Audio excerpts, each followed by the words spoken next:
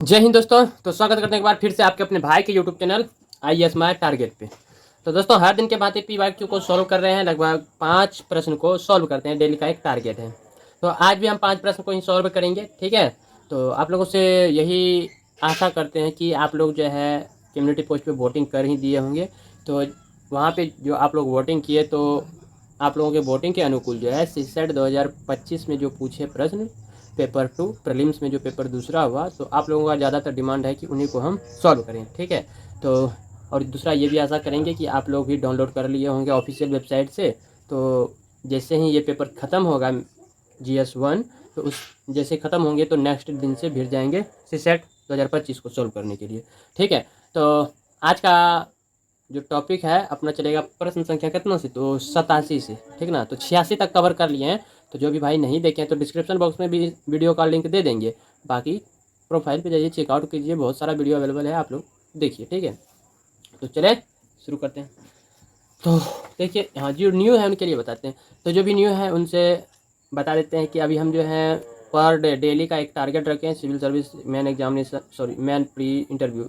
तो ज़्यादातर तो एग्ज़ाम होता है मेन और प्रीलिम्स और मेंस। इंटरव्यू के लिए तो आप तो स्वयं जानते हैं, उनके लिए कोचिंग वगैरह जल्दी नहीं होते हैं, बहुत सारा बड़ा बड़ा कोचिंग प्रोवाइड करवाते हैं। तो हम ज़्यादातर अभी यही दो का तैयारी कर रहे हैं, इंटरव्यू का नहीं। तो आंसर राइटिंग भी अवेलेबल है, आप लोग प्लेलिस्ट चेक करके देख सकते हैं। तो अभी अभी का हम जो आप बता रहे हैं, तो अभी जो इस वीडियो में आप देख रहे हैं, तो अभी आप देख रहे हैं सिविल सर्विस प्री में जो एग्ज़ाम, प्री में जो पेपर हुए, 2 पेपर। तो 2025 हाल ही में 25 मई को हुआ था ये पेपर। तो उन्हीं का हम सेट A को सॉल्व कर रहे हैं। तो आज हम प्रश्न संख्या 87 से देखेंगे। तो जो न्यू है उनसे हम यही रिक्वेस्ट करेंगे कि आप प्लेलिस्ट को चेकआउट कीजिए, और 2025 वाला जो GS करके हम प्लेलिस्ट बनाए हैं वहाँ से आप एक बगल से सारा प्रश्न संख्या 1 से लेकर के 86 तक देख लीजिए। बाकी अभी 87 से आगे करेंगे, तो आप यदि 87 से आगे देखना चाहते हैं तो अभी इस वीडियो में देख लीजिए। लगभग आपका 20 मिनट या 10 मिनट 15 मिनट, जो भी 20 मिनट से अंदर ही समय लेंगे, ठीक है। तो आशा करते हैं 20 मिनट आप लोग ध्यान से देखिएगा। तो चलिए, जो न्यू है उन्हीं से मतलब उन्हीं को कह रहे हैं, बाकी तो पुराना जो है तो जो जानबे करते हैं। तो यही शुरू में जो लेक्चर देते हैं ना, आप लोगों को मतलब मोटिवेट करते हैं, बताते हैं अपने चैनल के वगैरह, आप लोग कह सकते हैं कि प्रचार जो भी करते हैं। तो इसी में थोड़ा हम समय लेते हैं। चलिए, समय आप लोगों का ज़्यादा नहीं लेना है, प्रश्न को आप शुरू करते हैं। प्रश्न संख्या 87 से। तो पीछे का सारा सॉल्व कर दिए हैं, जो भी नहीं देखे हैं उनसे हम यही सजेशन देंगे कि आप प्ले लिस्ट को चेकआउट कीजिए और वीडियो विजिट कर लीजिए, हो गए सारा डाउट क्लियर हो जाएंगे। और यदि कहीं डाउट है जिस भी वीडियो से तो उसमें कमेंट कर सकते हैं आप। तो चलिए, प्रश्न संख्या 87। तो हम उसी प्रकार खींचेंगे जिस तरह से आप लोगों का डिमांड था कि शॉर्टलिस्ट प्रश्न आंसर प्रश्न आंसर प्रश्न आंसर, तो ठीक उसी प्रकार से खींचेंगे। आप लोग चिंता ना करें, क्योंकि आपका बहुत ही कम समय लेंगे। तो प्रश्न देखिए क्या कह रहे हैं, 87। तो निम्नलिखित कथनों पर विचार करने के लिए कह रहे हैं कि प्रश्न जो है आपके स्क्रीन पे भी दिख रहे हैं, आप लोग भी पढ़िए। बाद में मान लीजिए हर बार में हमको पढ़ने में मतलब तेजी पढ़ने में जो है कहीं गलत भी हो गए तो स्क्रीन पे लगा देंगे, तो आप लोग पढ़ के अपने तरीक़ा से सॉल्व कीजिएगा, और हम अपने तरीक़ा से यहाँ सॉल्व कर रहे हैं। तो पहले ही माफ़ी मांगते हैं यदि थोड़ा बहुत गलती हो गए, तो इसके लिए क्षमा चाहते हैं। तो चलिए आप शुरू करते हैं। तो प्रश्न 87 देखिए क्या कह रहे हैं, निम्नलिखित कथनों पर जो है विचार करने के लिए कह रहे हैं। पहला कथन है लोकसभा, कथन 1 2 3 कथन दिया हुआ है, तो इसमें से सही वाले को सेलेक्ट करना है, ठीक है ना। तो पहले प्रश्न को ध्यान से पढ़ना, सही वाले को सेलेक्ट करना है, बाकी को गलत। तो पहला कथन कह रहे हैं कि लोकसभा का विघटन होने पर विघटन के पश्चात होने वाली लोकसभा के पहले अधिवेशन के ठीक पहले तक अध्यक्ष अपने पद को रिक्त नहीं करेगा, बिल्कुल नहीं करेगा, ठीक है ना। तो देखिए, भारतीय संविधान का यदि हम अनुच्छेद 94 यानी कि 94 का पहला क को देखिएगा, तो ये कहते हैं कि लोकसभा का विघटन होने पर अध्यक्ष अपने पद को तब तक नहीं छोड़ेगा जब तक कि विघटन के पश्चात होने वाले लोकसभा के पहले अधिवेशन के ठीक पहले तक यह निरंतरता सुनिश्चित करेगा, ठीक है। इसलिए ये बातें बिल्कुल सही कह रहे हैं। वही कथन 2 कह रहे हैं कि भारत के संविधान के उपबंधों के अनुसार लोकसभा का कोई सदस्य अध्यक्ष के रूप में निर्वाचित होने पर अपने राजनीतिक दल से तुरंत त्यागपत्र दे देगा।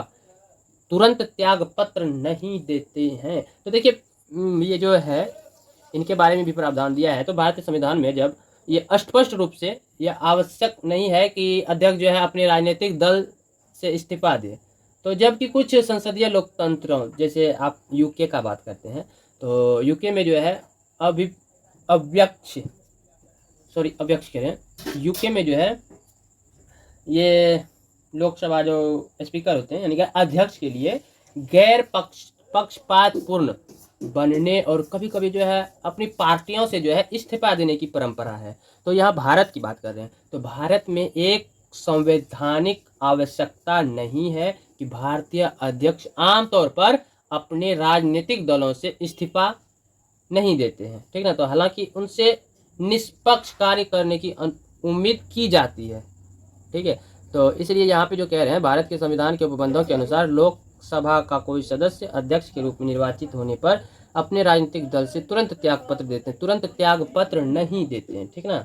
हालांकि ये जो है निष्पक्ष कार्य करने की उम्मीद रखते हैं, इस्तीफा तुरंत नहीं देते हैं। यहाँ लिखे कह रहे हैं तुरंत देगा, तो इसलिए गलत हुआ। वही कथन तीसरा की बात करें, लोकसभा के अध्यक्ष को लोकसभा के तत्कालिक समस्त सदस्यों के बहुमत से पारित संकल्प द्वारा अपने पद से हटाया जा सकेगा, किंतु कोई संकल्प तब तक प्रस्तावित नहीं किया जाएगा जब तक कि उस संकल्प को प्रस्तावित करने के आशय की कम से कम 14 दिन की सूचना ना दे दी गई हो।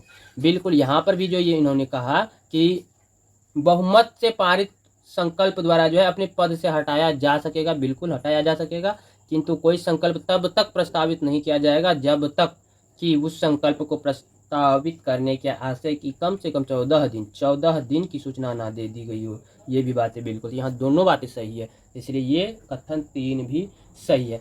ये इनके बारे में भी दिया हुआ है भारतीय संविधान में। तो इनका अनुच्छेद, यदि भारतीय संविधान का अनुच्छेद 94 का ग को पढ़िएगा तो उसमें लिखा है कि लोकसभा के अध्यक्ष को लोकसभा के तत्कालीन समस्त सदस्यों के बहुमत से पारित संकल्प द्वारा अपनी पद से हटाया जा सकेगा।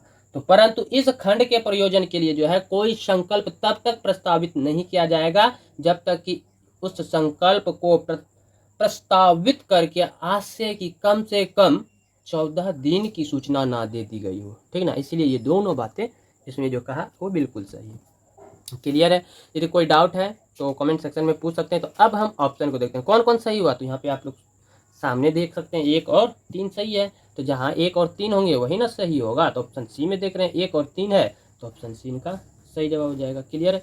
अब प्रश्न संख्या 88 की ओर चलते हैं। तो निम्नलिखित कथनों पर विचार कीजिए। तो विचार करना पहले नीचे देखते हैं क्या कह रहे हैं, उपरोक्त कथनों में से कौन सा या कौन से सही है। तो सही को सिलेक्ट करना है। तो प्रश्न कह रहे हैं, सॉरी कथन कह रहे हैं कि यदि कोई प्रश्न उठता है, ठीक है, कोई प्रश्न उठता है कि लोकसभा का कोई सदस्य 10वीं अनुसूची के अधीन निर्हरता से ग्रस्त हो गया है या नहीं, तब संघ की मंत्रिपरिषद की राय के अनुसार राष्ट्रपति का निर्णय अंतिम होगा। बिल्कुल गलत बात। यहाँ देखिए, तब संघ की जो है मंत्रिपरिषद की नहीं, राष्ट्रपति किनका राय लेता है, तो ये राय लेता है चुनाव आयोग का, ठीक है ना। चुनाव आयोग से राय लेते हैं, ना कि मंत्रिपरिषद से, ठीक है। इसलिए ये गलत हो गया।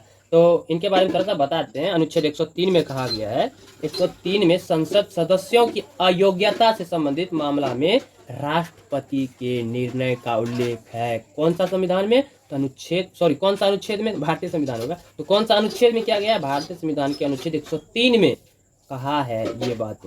तो उल्लेख क्या है जब उनका ये आएगा तो यहाँ पे, लेकिन यह जो है राष्ट्रपति जो है चुनाव आयोग की राय के अनुसार होता है, ना कि मंत्रिपरिषद की राय के अनुसार। तो खास करके दल बदल विरोधी कानून के मामले में ऐसा सब देखने को मिलता है। तो दल बदल विरोधी कानून के तहत जो है निर्णय स्पीकर या सभापति का होता है, जैसा कि अनुच्छेद 102 के 1 में और 103 में बताया गया है। तो जिसमें राष्ट्रपति चुनाव आयोग की राय पर जो है कार्य करते हैं, और 10वीं अनुसूची के मामलों में निर्णय सदन के पीठासीन अधिकारी यानी कि स्पीकर या सभापति का होता है, ठीक है। इसलिए यहाँ पे इन्होंने जो कहा कि मंत्रिपरिषद, इसलिए ये गलती हो गई। वही कथन 2 देख रहे हैं क्या कह रहे हैं। कथन 2 का कहना है कि भारत के संविधान में शब्द राजनीतिक, भाई साहब शब्द राजनीतिक दल का कोई उल्लेख नहीं है। शब्द राजनीतिक दल का तो उल्लेख है भारत के संविधान में। यदि भारत के संविधान आप देखिएगा तो अनुच्छेद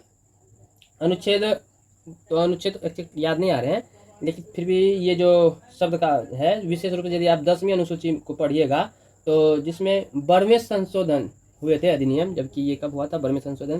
तो 1985 में हुआ था। तो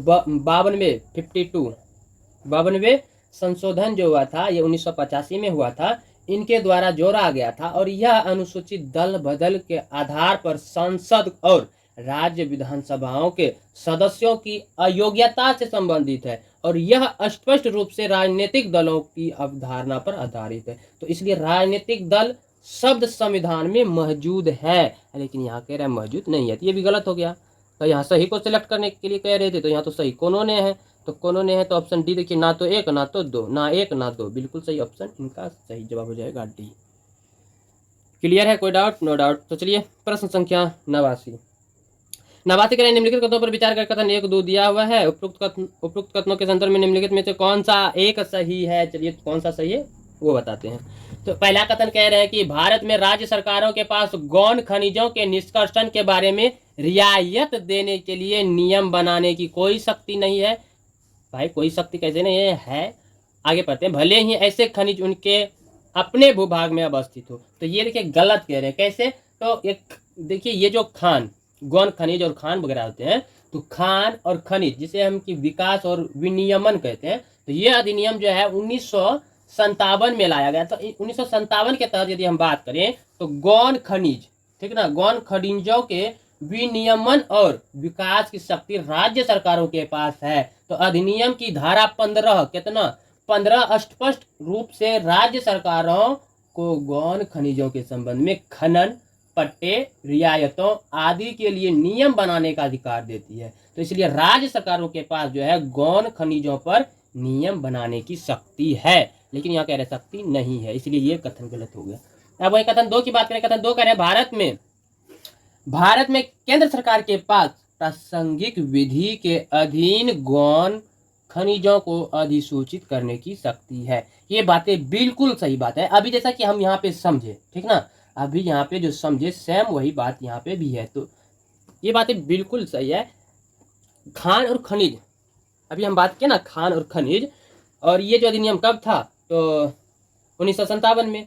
और इनका धारा और तीसरा की यदि हम बात करें, यहाँ 15 की बात की, तो और कथन 2 के अनुकूल यदि हम बात करें तो इसमें धारा 3 को देखिए। 3 के ई के तहत गौण खनिज को ऐसे खनिज के रूप में परिभाषित किया गया है जिसे केंद्र सरकार राजपत्र अधिसूचना द्वारा गौण खनिज घोषित कर सकती है, और यह केंद्र सरकार को यह अधिसूचित करने की शक्ति देता है कि कौन से खनिज गौण खनिज की श्रेणी में आएंगे, ठीक ना। इसलिए ये बात बिल्कुल सही है। तो अब आप लोग बताइए इसमें कौन सा आंसर होंगे? उपयुक्त कथनों में से कौन एक साथ एक मतलब सही है? तो यहाँ हम देख रहे हैं एक ही सही है। कौन है? तो ऑप्शन कथन 2 सही है। तो अब यहाँ पे देखते हैं कथन कौन सा सही है। कथन 1 और कथन 2 दोनों सही है, दोनों यहाँ सही नहीं है, ये कट गया। कथन 1 और कथन 2 दोनों सही है, ये भी कट गया। कथन 1 सही है, ये भी कट गया, बचा डी। कथन 1 सही नहीं है, बिल्कुल सही नहीं है, किंतु कथन 2 सही है, बिल्कुल सही। ऑप्शन डी इनका सही जवाब हो जाएगा। क्लियर है? अब प्रश्न संख्या 90। तो प्रश्न संख्या 90 कह रहे हैं कि संस्था ने जलवायु परिवर्तन और जैव विविधता की हानि के नियंत्रण हेतु प्राकृतिक पुनर्स्थापन विधि यानी कि nature restoration law NRL nature restoration law अधिनियमित की। ये जो है यूरोपीय संघ ने किया था। तो ये प्राकृतिक बहाली कानून यानी कि यूरोपीय संघ ने हाल ही में प्राकृतिक बहाली कानून को अधिनियमित किया है, जिसका उद्देश्य है कि यूरोपीय संघ के भूमि और समुद्री क्षेत्रों को बहाल करने के लिए बाध्यकारी लक्ष्य निर्धारित करना है, ताकि जलवायु परिवर्तन के प्रभावों को कम किया जा सके और जैव विविधता के नुकसान को रोका जा सके, ठीक ना। तो इसीलिए इनका सही जवाब ऑप्शन ए हो जाएगा। बाकी का तो डिटेल से चर्चा नहीं करेंगे क्योंकि समय ज़्यादा लगेंगे, हम पहले भी बता चुके हैं। यदि आपको कहीं डाउट है तो कमेंट कीजिए, हम उन डाउट को सॉल्व करने का प्रयास करेंगे, ठीक है। तो चलिए 4 ही प्रश्न हुए हैं ना, 1 2 3 सॉरी यहाँ पे ना 1 2 3 4 ही प्रश्न हुए हैं, हमको याद है।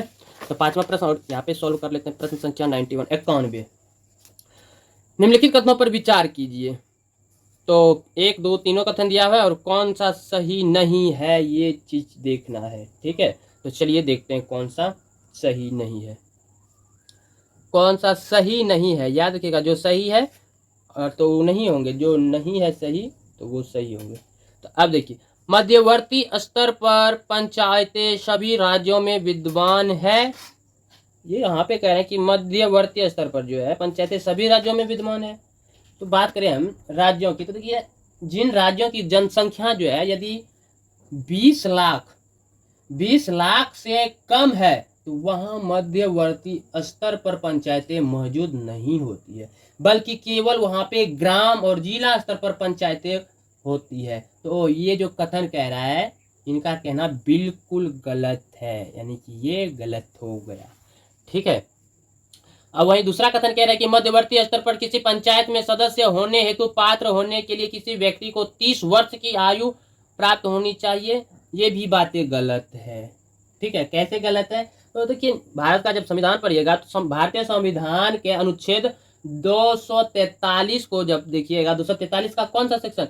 एफ का 1, ठीक ना, 243 का एफ का 1 का ए को यदि पढ़िएगा तो इसमें कहा है कि पंचायत के सदस्य के रूप में चुने जाने के लिए व्यक्ति की न्यूनतम, कितना न्यूनतम, यानी कि कम से कम 21 वर्ष होनी चाहिए। ठीक ना, तो यहाँ पे जो इन्होंने कहा 30 वर्ष, ये तो गलत बात है ना, बिल्कुल गलत बात है। कम से कम 21 वर्ष होना चाहिए, ऐसा प्रावधान हमारे संविधान में करता है।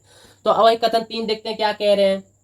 कथन 3 कह रहे हैं किसी राज्य का मुख्यमंत्री मध्यवर्ती स्तरों पर पंचायतों की वित्तीय दशा के पुनरीक्षण के लिए और राज्य द्वारा उद्ग्रहित करों और शुल्कों की निवल आगम और मध्यवर्ती स्तर पर राज्य और पंचायतों के बीच वितरित करने हेतु सिफारिशें करने के लिए एक आयोग का गठन करता है।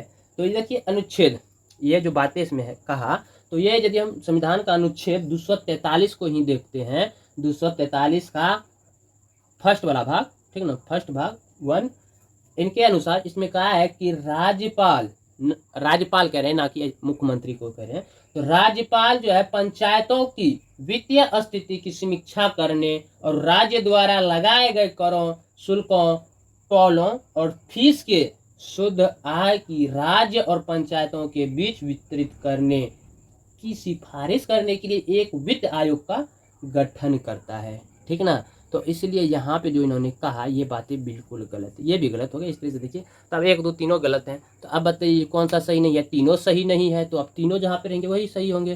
तो तीनों कहाँ पे हैं? 1 2 तीनों है, तो ऑप्शन डी इनका सही जवाब हो जाएगा।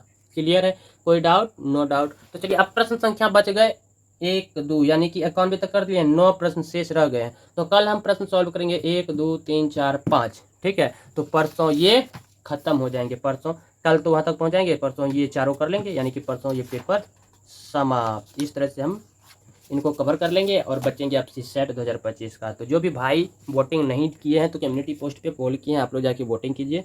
नेक्स्ट आप लोगों के लिए जो टॉपिक लाएंगे वीडियो का, किससे रिलेटेड लाएंगे, यही प्रश्न उसमें पूछें। बाकी आप अपने मत के अनुसार अपना वोटिंग कीजिए। ठीक है, तो आज का सेशन कैसा रहा आप लोग कमेंट करके ज़रूर बताइएगा, क्योंकि आज भी हम आपका 17-18 मिनट टोटल कुल मिला के 18-19 मिनट 18-19 मिनट ले लेंगे।